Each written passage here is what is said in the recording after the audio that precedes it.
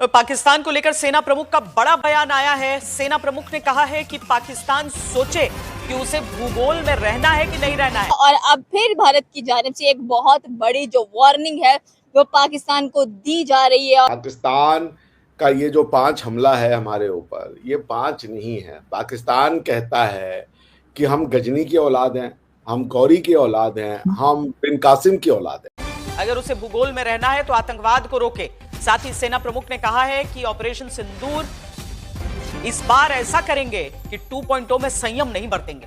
ऐसी कार्रवाई करेंगे कि पाकिस्तान को सोचना पड़ जाएगा। पाकिस्तान भारत के दरमियान ये जो जंग बंदी है, क्या ये ऐसे ही रहेगी या मजीद आपको लगता है कि ये एक्सकेलेट कर सकते हैं? राजनाथ सिंह साहब ने एक स्टेटमेंट जो दिया है जिसका काफी जिसके बारे में बात की जा रही है, लेकिन उसी के साथ साथ आपके जो एयर चीफ है उन्होंने भी कह दिया है कि जी उन्होंने भी कोई जहाज गिराने की बात कर दी है, जो हमारे यहाँ एक खलबली सी मच गई है। तो आप अपनी पूरी तैयारी करके रखिए, बहुत जल्दी आपको मौका मिलेगा। भारतीय सेना ने आज देश के सामने ऐसा बयान दिया है जिसने पाकिस्तान का खून सुखा दिया है। भारतीय सेना ने कहा है कि हम पाकिस्तान को भूगोल से मिटा देंगे, यानी पाकिस्तान को नक्शे से ही मिटा दिया जाएगा। इनकी चीखें तो आपने सुन ली होंगी, कैसे यही कर रहे हैं। और जितनी वो एस्केलेशन कर रहा है, जितनी उसकी ट्रुप मूवमेंट हो रही है बॉर्डर्स के ऊपर, जितना वो इजराइल से और इक्विपमेंट ले रहे हैं, ड्रोन्स ले रहे हैं, रशिया से ले रहे हैं, S-400, S-500 भी लेना चाह रहे हैं। भारत के आर्मी चीफ ने जवानों से कहा है कि आप तैयार रहिए, भगवान ने चाहा तो जल्द ही आपको एक बड़ा मौका मिलेगा।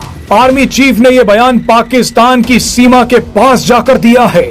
राजस्थान के श्री गंगानगर में आर्मी चीफ उपेंद्र द्विवेदी ने कहा है कि जिस तरह से भारत ने ऑपरेशन सिंदूर 1.0 में संयम रखा था, अब की बार ऐसा संयम नहीं रखा जाएगा। इस बार हम आगे की कार्रवाई करेंगे, कुछ ऐसी कार्रवाई करेंगे जिसके बाद पाकिस्तान को सोचना पड़ेगा कि उसे भूगोल में रहना है या नहीं।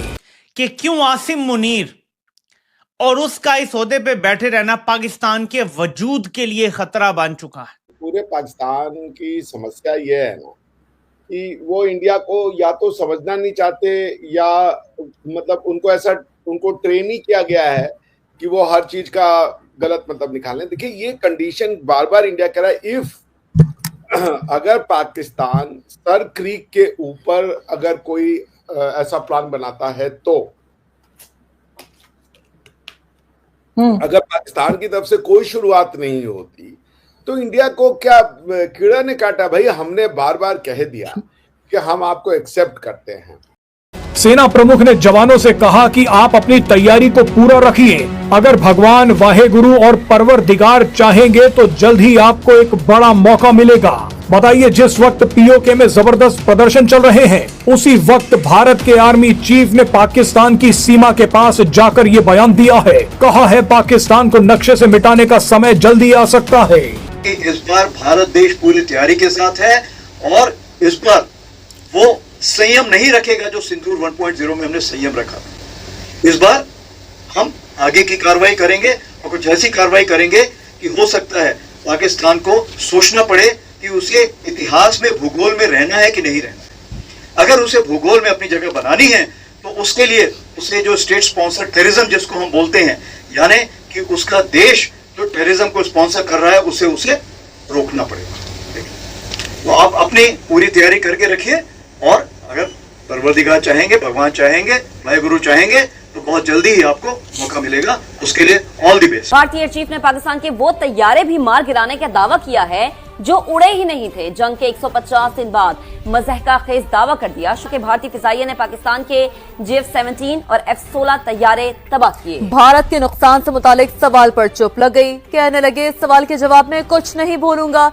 ढिटाई से बोले, भारत की तैयारे गिरे हैं तो तस्वीर दिखाई जाए। अगर आसिम मुनीर या शहबाज शरीफ किसी भी तरह का सबूत दिखा दें, अगर ये सबूत दे दें शहबाज शरीफ और आसिम मुनीर, मैं सारी जिंदगी शहबाज शरीफ और आसिम मुनीर की गुलामी करूंगा। उसी वक्त भारत के वायुसेना प्रमुख AP सिंह ने भी एक धमाकेदार बयान दे दिया। AP सिंह ने बताया कि किस तरह से भारत ने ऑपरेशन सिंदूर के दौरान पाकिस्तान के 12 विमान मार गिराए थे। इनमें से करीब 10 फाइटर जेट्स थे। जिनमें मेड इन अमेरिका F-16 और मेड इन चाइना JF-17 लड़ाकू विमान शामिल थे। यानी अब आपको पता चल गया होगा कि डोनाल्ड ट्रंप भारत से क्यों नाराज हैं। अब हम और क्या एक्सेप्ट कर ले? आप क्या ये भी पढ़ाएंगे कि हम बन गए, ये हिंदू हमको मानते नहीं है, हदस रखते हैं? तो ये जानबूझ करके अगर डरना ही है सिर्फ कि जस्ट पिन पॉइंट करो जो कि हमें डरा करके रखे, तो फिर ऐसी देश का क्या फायदा, ऐसे न्यूक्लियर वेपन का क्या फायदा जो आप जिससे डर ही रहे हो भैया। पाकिस्तान बन गया, पहले अगर मुसलमान साथ में रहते तो डर के रहते, हम अपने हिसाब से जीना चाहते हैं, हमें तो आजादी चाहिए, स्वतंत्रता चाहिए, चलिए जी मिल गया, ओहो अब हमें इंडिया से डर लग रहा है।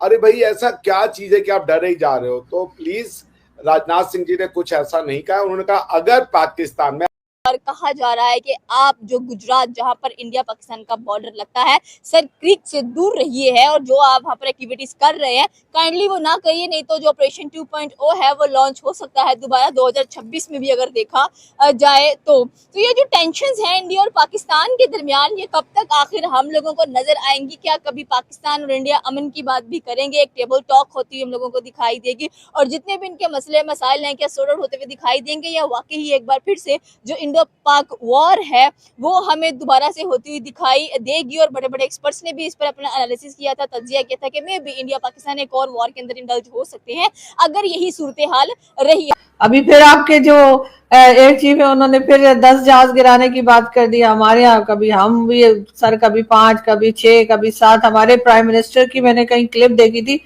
एक में वो 5 बता रहे थे, एक में 6 बता रहे थे, फिर एक में 7 बता रहे थे। तो मुझे समझ नहीं लग रही कि आज भारत के एयर चीफ ने एक बयान दिया, फौज का 78 साल से पाकिस्तान पे कब्जा अपनी जगह, और आसिम मुनीर जो हमारे लिए खतरा बन गया है वो अपनी जगह। आपने अपनी आइडेंटिटी भारत विरोध की बना दी है, हिंदू एनिमी की बना दी है।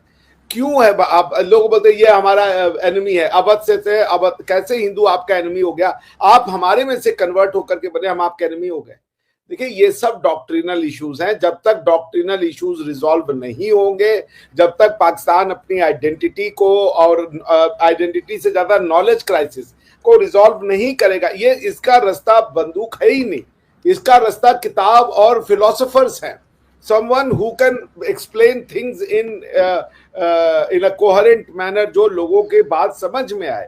जानबूझ के लोगों को गुमराह रखना, जानबूझ के लोगों में प्रोपोगेंडा और झूठ फैलाना 80 साल तक, मतलब ये तो मैं पाकिस्तान के डॉन में एक बार सुन रहा था कि पिन खोद के झूठी बातें डाल डाल के आपने एक माइंडसेट बना दिया है जो लोग समझते भी नहीं है कि भारत और पाकिस्तान का मुद्दा क्या है, उनको पता ही नहीं है। आज पाकिस्तान के लोग जो हैं वो कश्मीर में ये नहीं समझते कि कश्मीर में जो मुद्दा वो रिलीजन की वजह से, वो जबकि वो ये कहेंगे कि कश्मीर के मुसलमानों को इंडिया मार रहा है, लेकिन आप बोलिए कि इस मुद्दे का पूरा जड़ में रिलीजन है, तो कहते हैं भाई रिलीजन का इससे क्या लेना देना है। तो बात ये है ना कि जानबूझ के मुझे लगता है पाकिस्तान के इंटेलेक्चुअल या इंटेलिजेंसिया जो है वो मैटर को रिजॉल्व करना ही नहीं चाहती, वो इसको कंफ्यूज्ड, कन्वर्टेड और जिसे कह लीजिए केओटिक रखना चाहती है, ताकि जनता जो है वो इन्हीं बातों से डरी रहे।